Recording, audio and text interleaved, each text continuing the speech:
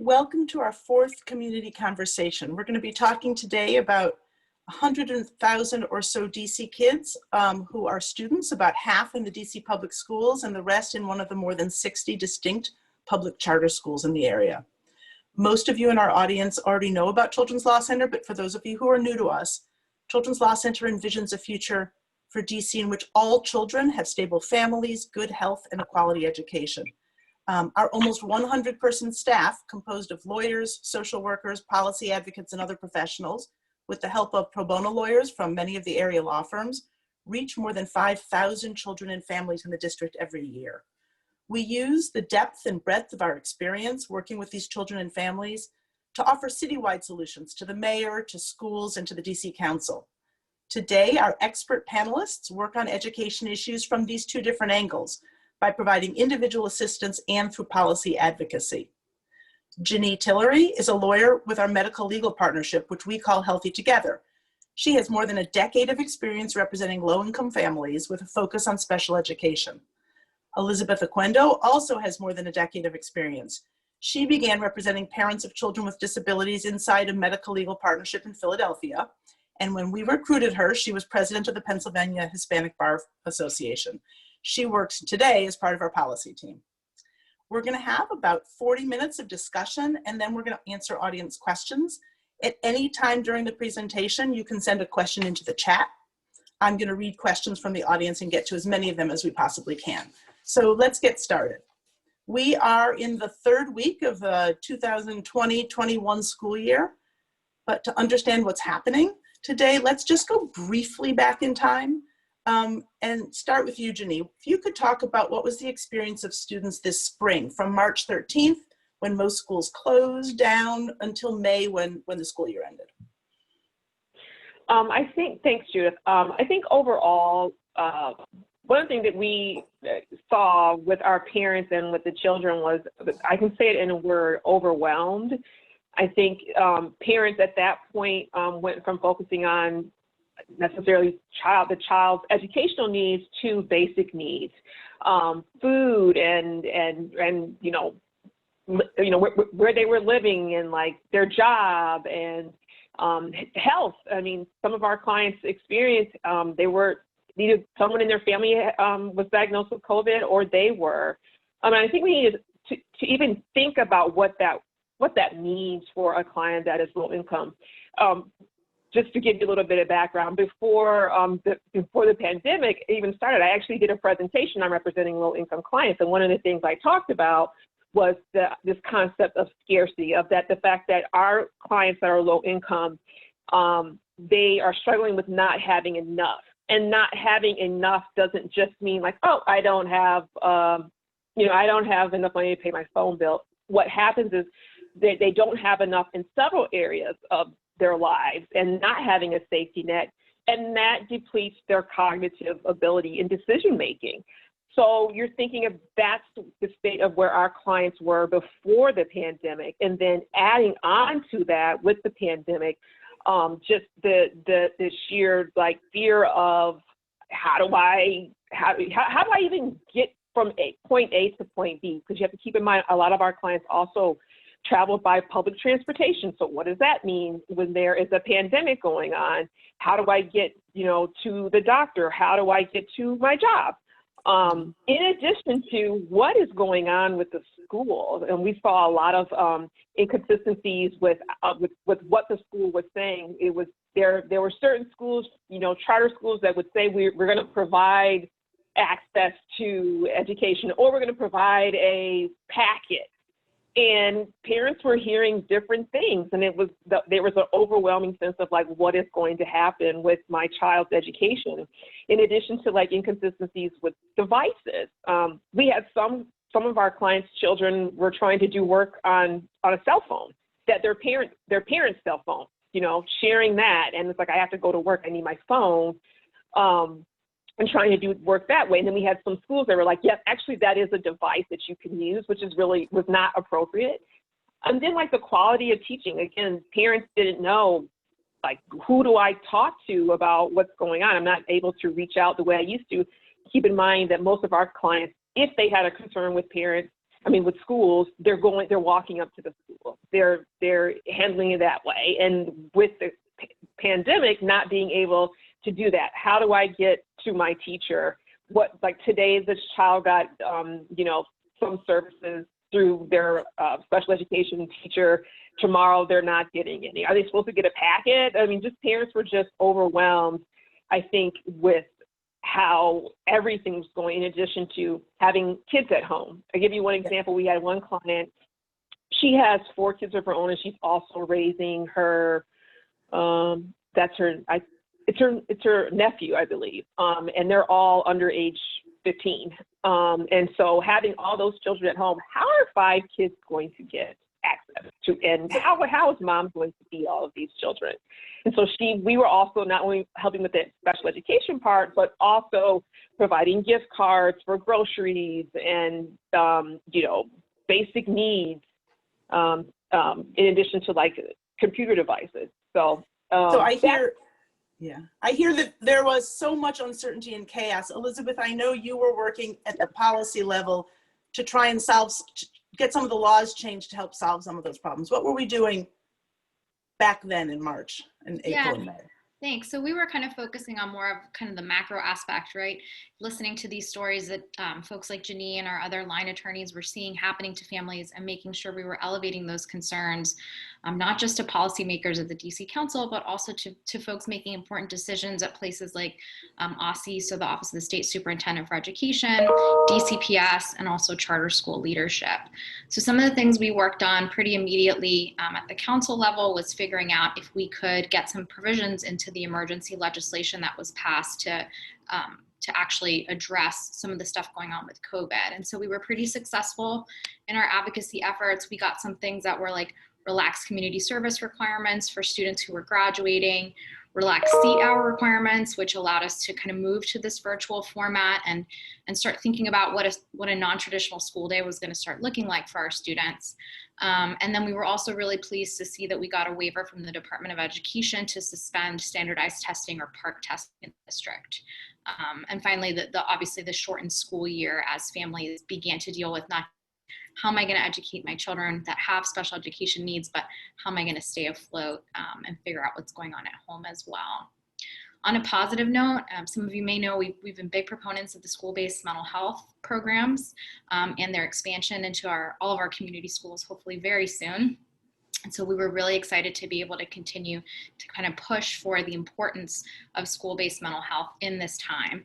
So we know that a lot of our students already before the pandemic were facing incredible amounts of trauma and stress in their everyday lives, in their communities, and in their school building.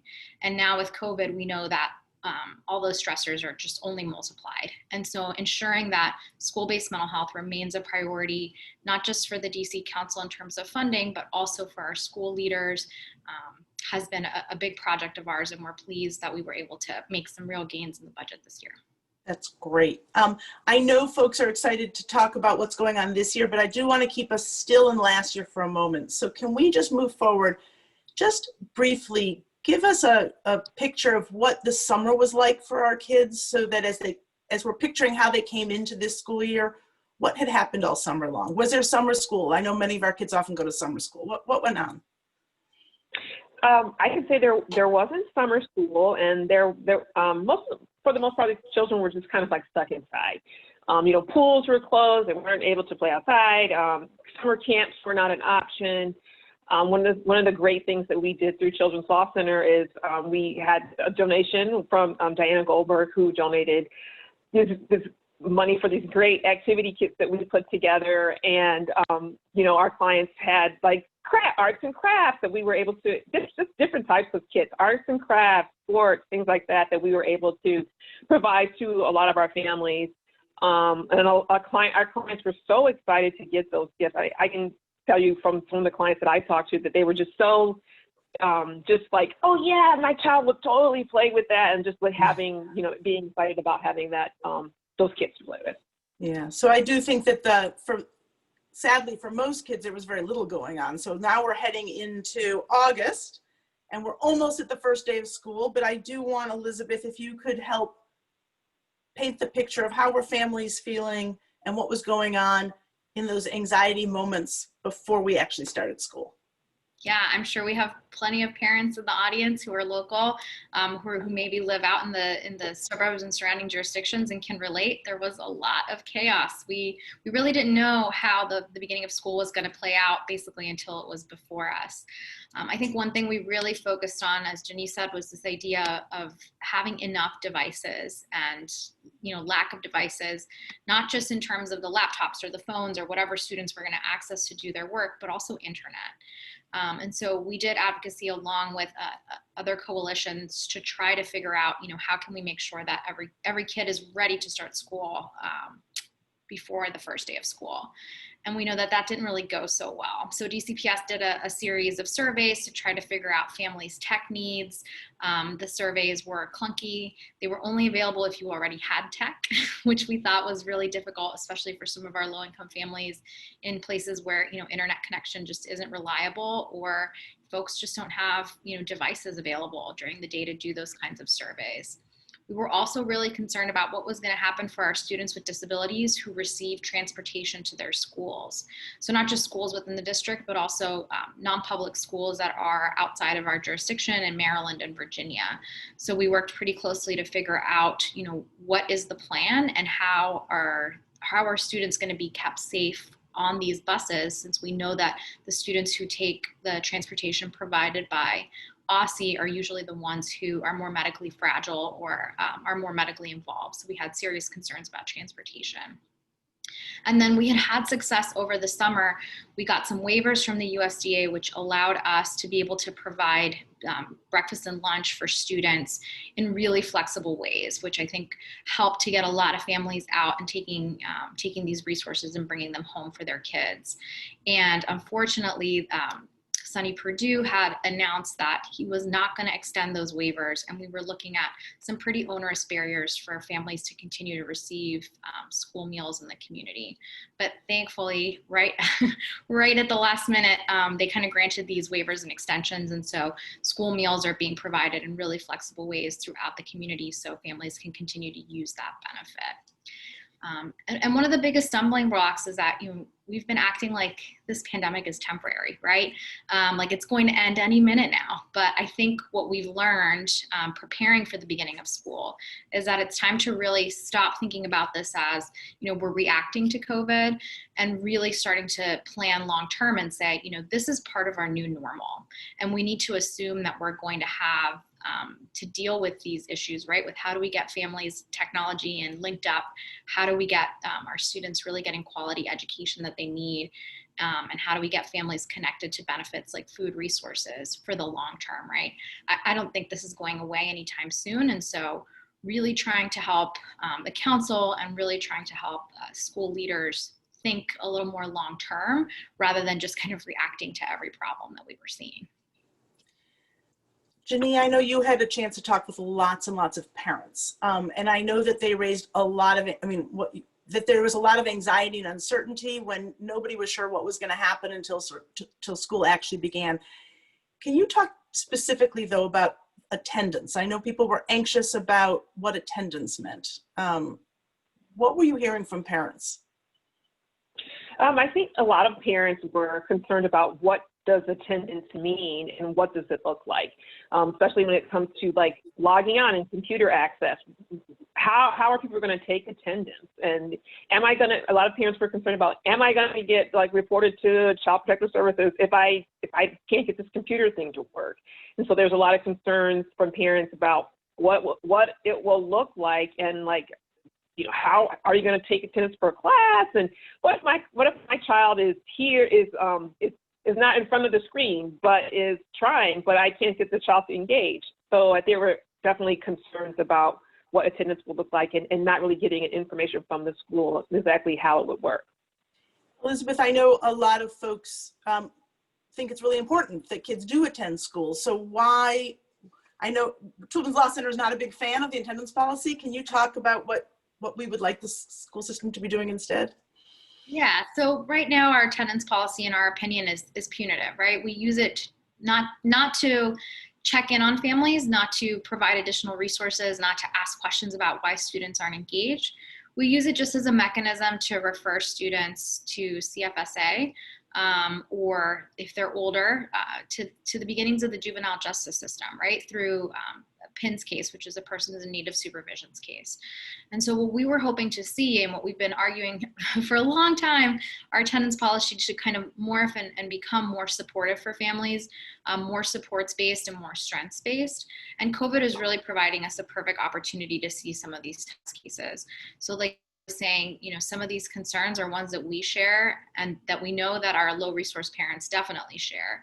So if you don't have access to technology, or your internet is down that day, or your phone plan runs out of minutes, that's an unexcused absence, right? So how do we kind of work with schools to figure out to create new flexibilities in a time of COVID, but also start reimagining, even forget about COVID, just reimagining what would an attendance policy look like that really identified kids who were struggling to engage with school, struggling to participate. And instead of just making a referral to another agency to have punitive consequences, really engage the family and provided them with those supports and with the things that they need to make sure the students are successful and actually coming to school. And I want to keep going. So now we're at school, school has started, but I think we all know that children can't learn unless they've got the right situation going. So before we actually talk about what's going on inside classrooms or remote classrooms, can you talk a little bit about the things that are prerequisites to learning, the devices and the IEPs and things, Elizabeth, which I know we need? What's the state sort of system-wide before we get Jani to talk about the impact it is having on individual kids and families? Yeah, I briefly mentioned, at the top of my list, and I think at the top of Maslow's hierarchy of needs is food, right? And so I briefly mentioned just making sure that families are able to access those school meals, that breakfast and lunch that so many rely on. And so we were pleased to see that now, for example, if your child attends a DCPS school and it's across town, for example, you can still visit your closest community school and pick up meals. You don't have to bring your child, and you can pick up more than one day's worth at a time. So we were really excited to see that at least that was something that was taken care of. We know that in terms of devices, they're still being provided. So we've been working with families to help them connect with the right people at their schools or at their education campus to figure out how can I get a device. We know that DCPS prioritized school-aged children as of maybe about a week ago, but we were still hearing that a lot of early childhood education students, so our pre-K students, didn't have devices yet, and they were getting packets. And so just continuing to make sure that we're advocating so that every student has a device and working internet. In terms of Wi-Fi, the mayor announced that there's a new program through Comcast to ensure families can receive low-cost internet. So it's about $10 a month. We anticipate some barriers that may exist in the community, mostly, distrust with the internet providers, since it's the companies themselves are kind of doing this outreach and not always the schools. And then also concerned about families who might be in arrears to the cable companies and whether or not they'll be able to access these programs, and just general language access issues for families who don't speak English as their first language. And then specifically for our students with disabilities, all of them have IEPs in place, right? So they all have their individualized education plans in place from before COVID, but we have real concerns about what it looks like to implement one of these plans and provide these services now that we're outside of the school building. So I'll give you an example. A student who perhaps would receive 2 hours of speech language therapy and 1 hour of physical therapy a week at school may not be receiving the same, I wouldn't say quality, but the same type of services through Zoom as they would in person. So we've seen some real successes with things like speech language. It's easier to do, via computer. It's very visual, it's very auditory, but physical therapy, that's a bigger challenge, right? That would require a parent to be engaged for the session, or equipment or materials that aren't available at home. So now what are we going to do to make sure that the students who are entitled to those services receive them at some point, even if they can't receive them now? So that's where a lot of our individual advocacy is headed, is really kind of taking a look at what services and supports are being put in place for students with disabilities, and what's kind of missing, and how can we try to make up that gap to make sure that they're receiving not just the education they need, but also those related services. And then finally, transportation. Most of our students obviously take WMATA to get to school. But now with the reduced schedules and obviously the fear of COVID and issues with public transport, you know, a lot of families aren't using that. And we do have the OSSI Department of Transportation, who provides, as I said, students with disabilities with free transportation. And so we've been working with them because although all of our schools in the district right now are remote, we do have some out of district schools who are non-publics who are operating in person in some capacity. So we've got about 4 programs who are doing a few days in person or a full in-person schedule. So we've really been working to make sure that those students do have bus service available to take them to and from school. Those are the students who usually have disabilities who would most benefit from being in the in-person setting and getting in-person instruction. So far, no issues with transportation have been raised until actually this morning. I had a couple phone calls from some staff attorneys having some transportation questions. So we're really just working back and forth with the agency to try to streamline those processes and make sure that kids are getting to school when they need to.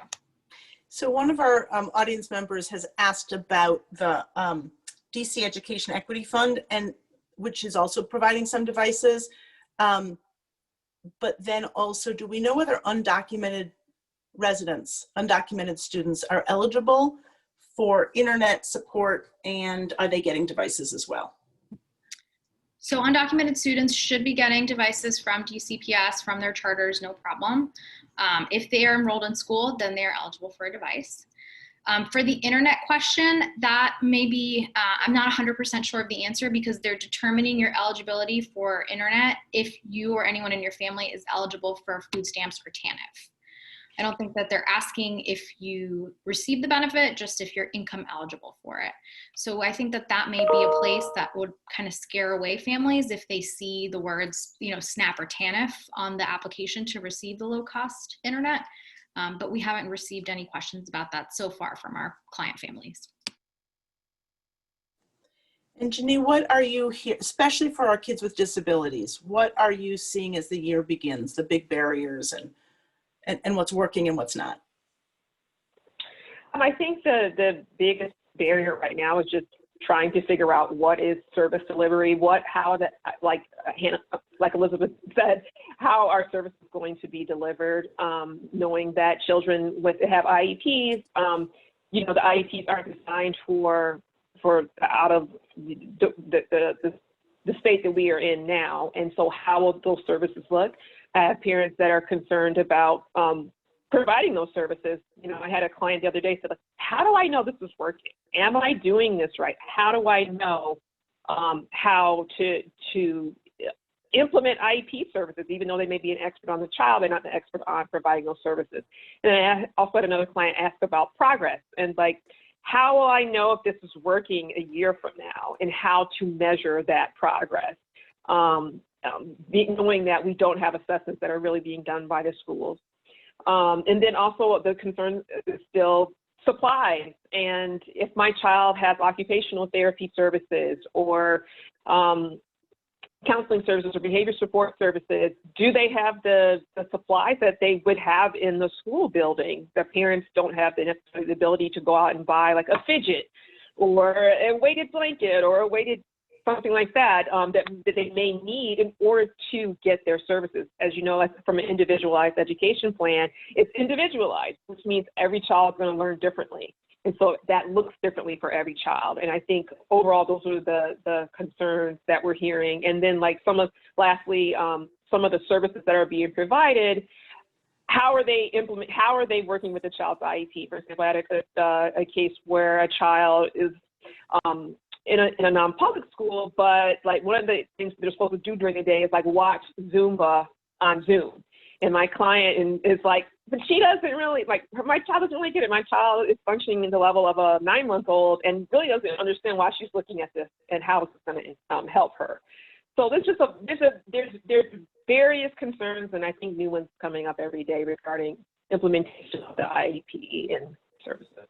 Can you talk, Jani, a little bit more about which of the services are working on Zoom? Like, are there some kinds of services and supports that are working over the internet for students versus the ones where you really have to be in the school setting?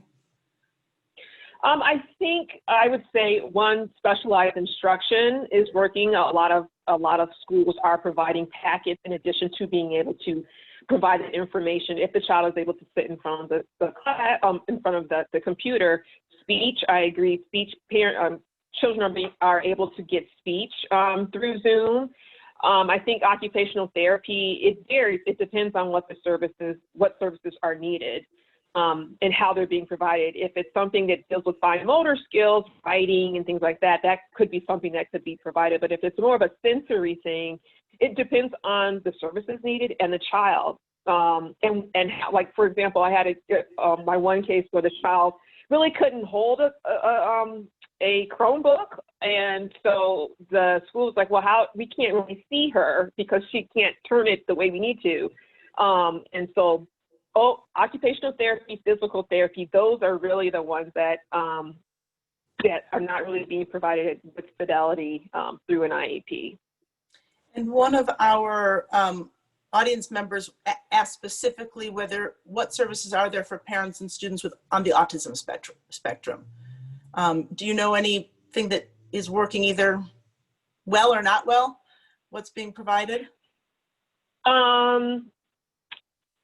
Like I said, I think that the specialized instruction, the speech, one thing I will say is that one thing that I think helps parents that have children on the autism spectrum is one of the things that we're asking for is parent training and counseling services. That is a related service that is it's in the law that you could ask for to be put on the IEP and be able to provide, that service is to help parents implement IEP services and to understand what they're doing and how they're implementing those services. Something that a lot of schools aren't aware of. It's something that I just had a client the other day whose child is on the autism spectrum, and we asked for those services. The school's like, yeah, but they were able to put those on. And I think occupational therapy, depending on what type of occupational therapy a child might need under the autism spectrum disorder, that service can be implemented in some ways. So it varies. It varies on the school, the team, and what you're able to ask for, and kind of staying on the school and making sure they're aware of where you are with services. This is one thing we always tell parents is they need to, if something is not working, you need to let them know so that we can start from there. Elizabeth, I know we know a fair amount what's happening at the DC public schools, at DCPS. What do we know about the public charter schools? Do we have global information about how they're implementing remote learning? Yeah, so we've been able to, not only work with some of our students that attend charter schools that have IEPs, but also just hearing in the community, some charters, because they're smaller education campuses or they have one or two schools, really maybe did a little bit of a better job at the beginning of not just connecting with families, but also kind of starting to think through what is distance learning going to look like, what are IEPs going to look like. So one thing that all schools are doing is they're going through these IEPs at the beginning of the school year and taking a look at whether or not anything needs to be modified. And that would be across all schools. And so parents should be getting contacted by their schools to kind of discuss what the IEP looks like and whether or not anything additional needs to be in place. We're really stressing at both charters and DCPS to not take anything off of the IEP, but to really take this as an opportunity to look for and to think through additional enhancements. Yeah. So Jani, you raised the problem with not having standardized tests. And I know Children's Law Center hasn't weighed in and taken a position on this yet, but for each of you, what are your thoughts about whether we should be pushing for the schools to do some kind of standardized testing or not? I know it can be controversial. I mean, I would say from an advocacy standpoint that I would say that there needs to be some sort of standardized testing or assessments that are done to measure where the child is. We talked about with individualized education plans and IEP. An IEP is essentially based in measuring progress. And so if we don't know where the child is functioning now, we need to have some kind of baseline data, which is a starting point in order to see where the child can go or where the child what kind of progress they can make, and what they've missed up until now, and being able to see how you have, in order to educate a child, you have to know, you have to have an assessment, an objective assessment. And so I think assessments would be helpful. And I realized that I skipped way over something that's really important. A prerequisite to learning is that you're connected to your school. And I've been reading in the paper that we have not connected with a lot of the kids as a city. Elizabeth, what are we seeing from the systemic level? Yeah, so we heard from the Deputy Mayor of Education, Paul Kine, that more than 20,000 children who are expected to attend DC public schools, and that's across both charter and DCPS, have yet to enroll. So as of data published last week in the Washington Post, we know we have about 77,000 children enrolled. Last year, we had about 99,000 students enrolled. So this is obviously very concerning for us. Because we've seen how distance learning works both in our own homes with our families, but also with our clients. I mean, our top concern here is disengagement, especially for older students. So maybe they'll attend for a few sessions and then, attendance will completely drop off. And then there's the other kind of side of the sword, which is we're seeing that the actual enrollment process this year was really complicated. It was difficult to understand for families. You had to do it online, right? You didn't have these opportunities to just physically go to your school with your documentation and get a child enrolled. We had some staff attorneys tell us that there were multiple screens to click through and that they started the enrollment application, but they actually don't even remember if they finished it. So imagine for a person who's not totally immersed in the world of education and schools, how are they going to get through the enrollment form? We don't know. So we're thinking that definitely some barriers in communication to families about how to do the enrollment process have been at play here. One interesting thing that we did hear from the press release was that some classrooms are actually having more than 100% attendance. And so this to us says kids are actually logging into Zoom and logging into class, but parents just weren't able to figure out how to complete the enrollment application. So DCPS is saying that they're actually going to put people on the case to reach out to these families and help do some of this enrollment. They're going to open some sites to do in-person enrollment, outdoors, safely distanced, masked up, so families can just physically go and turn in their documentation if that's easier. And then a final barrier to enrollment that we're very, very concerned about is, vaccines are still required for enrollment, even though we're virtual. Pediatricians across the country are really concerned about low rates of vaccinations due to COVID. We're even more concerned that we'll see kind of the rates for the flu vaccine drop amongst the young as well. And so we just want to share the information that school health centers are actually doing on-site vaccinations for students, and just making sure that parents know that they're going to have to provide these vaccination records this year. That's really helpful. What's the school system doing to try and get kids enrolled? Are they reaching out to those 20,000 families? Yeah, they're doing phone calls, and we wish they were doing some door knocking. I know some in-person support, it really isn't popular right now, obviously because of the pandemic, but we do know there are safe ways to do it.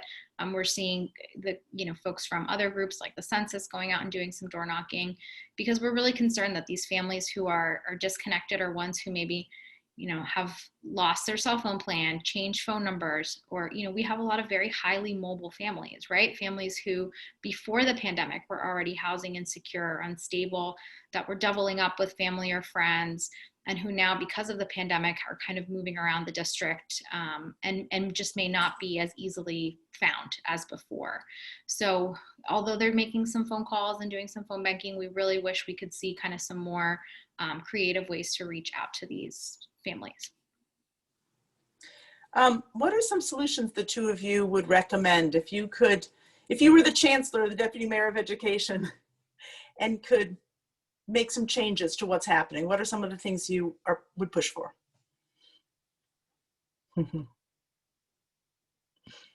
So I think one thing we've seen is, we have students who have disabilities who can do distance learning, right? And they are engaging and they're able to do it. But we know that we have students where distance learning is just not going to provide the same experience for them, and they're not going to meet their educational goals or milestones through distance learning. So we've been thinking of ways to maybe get some of these students who really need that in-person classroom time back into the school building and safely. We've seen other local jurisdictions do it. I live out in Virginia. My county is bringing in-person students with disabilities and English language learners. So we know other folks are doing it. We're keeping a close eye on what their success looks like, what transmissions rate looks like, what kind of safety protocols they're putting in place, because we know that for some of our students with disabilities, the virtual learning is just, it's not an option. What do you see, Jani? What are your thoughts? I was going to say, I agree with Elizabeth, but also the evaluations, special education evaluations, definitely we need to have, children need to be evaluated. There were certain children or clients that we've seen that they were just on the cusp of getting evaluated before the pandemic hit. And just the idea of parents, I think, are seeing now like that this is going to be long-term. So they are, worried about waiting until they can return to the brick and mortar building, which may not be until next year. And I don't think, for the sake of the children's educations, I don't think we can wait until next year. I think that's going to be so detrimental to children's education if they don't get evaluated. So that would be one thing that I would push for, is trying to figure out how to get evaluations, how to do observations for those evaluations in order to get children on the right track in their special education. So we have a wonderful, that's very helpful, and I'm going to follow up with that, but we have one really terrific question that's come in. Have there been significant changes to the shape and structure of the school day, the length of school, the number of classes, the requirements, that recognize that learning is different, or are our schools basically reproducing the school day as if people were in the classroom or in the schools? Are you seeing changes, or is it pretty much the same? So I mean, I'll let Jani take. Go ahead. Yeah, go ahead, Jani. I was going to say there have been changes as far as like how much time they're spending in front of the screen and what the schedule looks like. So there are definitely changes in the school day and how much time they're. I'm trying to think of a specific example, but there's definitely changes. So they're not. It's not like if they're in middle school and they're going from class to class. It's not exactly that same way. And is there consistency across the schools as far as you can tell, or is this really a school by school plan for education? And I guess I should say within the DC public schools.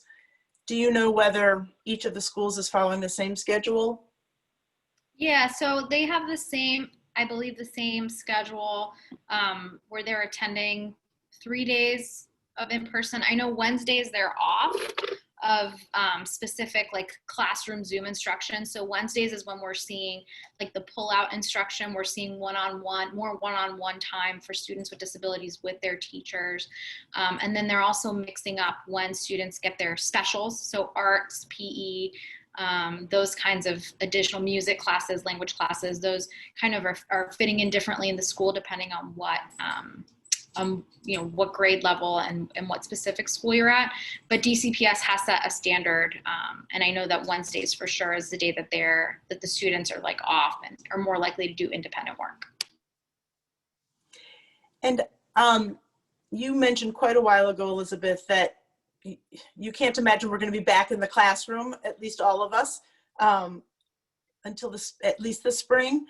Looking forward, if you could get folks planning today for what the spring semester looked like, are there things that you would have us doing differently? Are there laws that need to change to facilitate better learning next semester? Yeah, I think one thing we'll be able to better evaluate for next semester is learning loss. And so we know that there's always learning loss over the summer, and we anticipate that there will be a lot of learning loss now from, if you look at last spring semester, this summer, and now compounded with the fall. So I think one thing that we're going to really need to do is, figure out how can we start benchmarking where these students are and what additional supports will need to be put in place. In the past, for special education, we've requested something, a judicial remedy called compensatory education. And with that, the school district will provide the student kind of additional services or time, sometimes outside of the classroom, sometimes with private practitioners to kind of make up for that. And there may be kind of a tidal wave of that, right? As we start to see really how much learning loss these students have incurred and what they're going to need. So I think, planning for some kind of like education recovery for the spring and summer months is going to be crucial. One of our audience members is a former teacher and is struck by how hard it is to learn what's going on, what's creative, what are ideas for improving learning right now. Do you know if the school system, if the DC has created that environment? I know I've heard complaints from teachers that they weren't consulted about anything. Do you know what kind of professional development opportunities are being created so that we're learning what's working and what's not? So I do think there are a lot of great best practices out there, but like you're identifying, it's been really difficult to kind of get them all housed in one place and get them out to the teachers. I know DCPS did, I think, a full week of kind of back to school programming via Zoom for their teachers about how to use Zoom, how to do best practices. But one complaint that we saw, in the Twitter sphere from SPED teachers and the SPED community at large was that very little time was spent promoting best practices for kids with disabilities. And that's not surprising to us, right? Like we know that students with disabilities unfortunately perform way lower than their general education peers and, oftentimes don't receive the same amount of attention or supports that we think that they deserve in order to be successful. So unfortunately, we haven't seen really innovative best practices modules or anything like that available from DCPS to the public. They may be giving it out to the teachers and we're not really sure about it. But there are certainly other education groups that are putting together these best practices and starting to make them more available. I know I have seen in the Twitter sphere the discussion, why are we even having school? Shouldn't this just be a gap year? Like it's a lost year. Let's, I think wealthy families, often kids before they go to college, literally have a gap year. They go and travel, and not something you could do right now. With our kids, the kids who we work with, what do you think about that? Like, what would happen if we just stepped back for a year, didn't put all this anxiety in everybody? Is that a good idea, a bad idea? What's going to be gained or lost this year? I would say, I'll chime in here. I think that overall that would be harmful to our clients' kids' education. Coming in, you have to think that our clients, if a child has an IEP and is getting services, that every day counts. And every day that they're getting their services is important. And if they didn't have service for, let's say, just take the whole year off, that's a whole year lost. Mm-hmm. And I also think it's also something to keep in mind that, they're not in school, children are not in school very long. I like to look at my old clients and they're already like in their 20s. And it's like that time that they have those IEP services is so short and it's so important that to take a year off would just be, it would do more harm than it would good. That our children that are in special education, they already need more. And so to give them less, it just doesn't make any sense to me. And I think even looking at developmentally, these are very narrow windows that we have to really impact a child's ability to learn in the future. So the early childhood group, is a group that we're really concerned about, even though they're not school age. That window to get them enrolled in early intervention services and get them enrolled in those services so that they can progress and really grow is so small, right? It's a matter of 6 months, a year. And so just making sure that we're realizing, even though it feels like the world has stopped for many of us, that for our kids, it's that developmental window that we need to be providing them with the education supports and with the stimulus they need to improve. And also, can I add? Keep going. Go ahead. I was just going to have one other thing. I was going to say, like for example, there's certain skills that are critical skills that shouldn't stop, like reading. So let's say a child is at a fifth grader on a second grade level. Can you imagine if they didn't have school for a year, what that would do to their ability to read and keep learning to read in order to graduate in like 12th grade. So it's just, when you think about if the child is already behind, that would only make them further behind. And I know that in wealthier parts of town, people are talking about learning hubs. Their parents are coming together and either hiring someone or co-oping and bringing kids together to learn. Is there anything going on for our low-income working parents who have to make a decision about whether to leave a 7-year-old home or to go be able to put food on the table? Learning hubs are an opportunity to be somewhere outside of their own home, own apartment.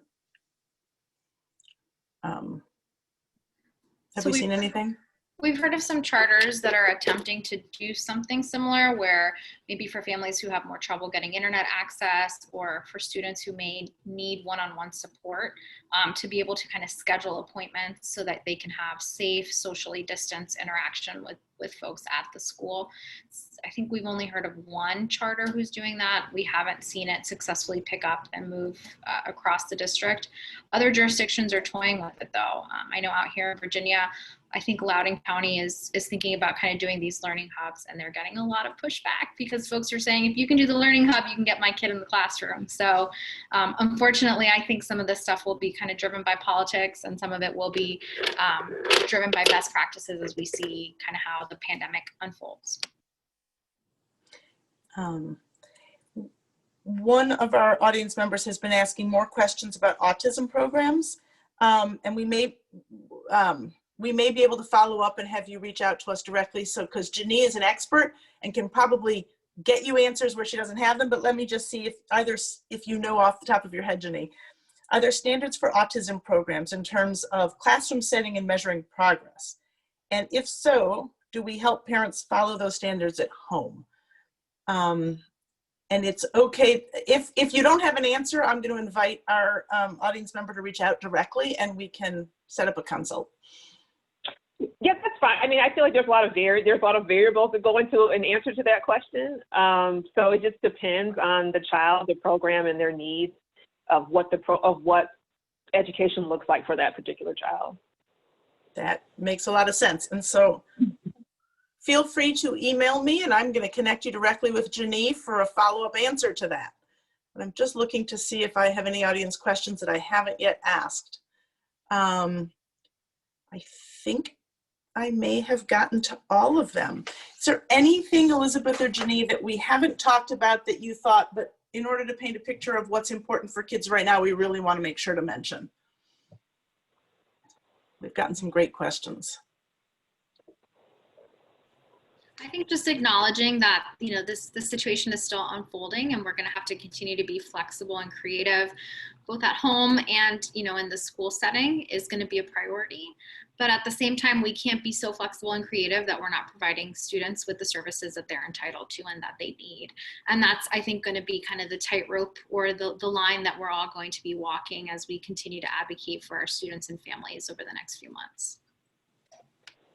I would just say, I think, communication for parents and for schools. Parents need to stay in communication with the school, whether they're doing what they're supposed to or not, because if you are looking at something like compensatory education down the road, what the data that you keep and the communication that you've had with the school about what's working and what's not is going to be important. Whether the school keeps it or not, you as a parent, we want to make sure that you have that information. And so I just say communication is really important during this time. Those are really good thoughts. And I know that we worry that the city talks about something being expensive, but that the long-term cost to our community and to our students of not investing as much as we can right now is incredibly important. Before we finish today, I want to invite everybody in the audience to continue to work with us over the coming year. These are obviously big problems, and they require all of us to solve them. We're going to put on the screen for you a few ways that you can stay involved. First, we have our annual Helping Children Soar benefit. It is virtual this year, and we're really excited to share that we're honoring Dr. Tony Fauci and Dr. Christine Grady, his wife.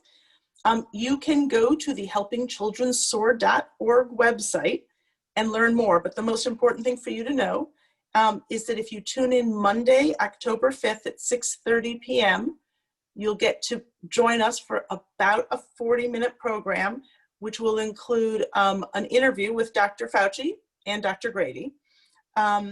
Second, we have something fun. You all are deeply interested in these issues, but we know that we need to build a bigger village of folks who are excited and wanting to help. So we wanted to create some buzz and let the world know about all of the work that we're doing and the needs of kids. So we're inviting you to join what we're calling our Paper Airplane Project. It's really easy, and there's a link on the screen. You film a 20-second video of yourself saying why you support Children's Law Center, and then you throw a paper airplane. You share it on Twitter, on Facebook, on Instagram, whatever platforms you're on, and send us a copy. We're going to create a montage that we can share with everyone. Best of all, if you go online to the resource to do this, there's a sample video, and it has my incredibly adorable granddaughter as part of the video, and you will all love to see her as much as I do. Okay, more seriously, if you are a lawyer, we have lots of pro bono opportunities through this time, including special education cases. We'll teach you how to do them. Or a range of other cases, whether it's housing or health or family stability, all the things that kids need in order to learn. We have another community conversation scheduled for lunchtime on October 21st. We're going to be talking about healthy housing, and we will send invitations out to you in the near term. And last but definitely not least, we would welcome financial donations at whatever level you can give. Having heard from Jani and Elizabeth, you can imagine why it's very important to me that we keep them and their colleagues working, and we have to pay their salaries in order to do that, because without them, we're going to have a lot of kids who are not learning, and we want to help them all soar. Thank you for spending your lunch hour with us, and I hope I can see all of you on October 5th. Thank you.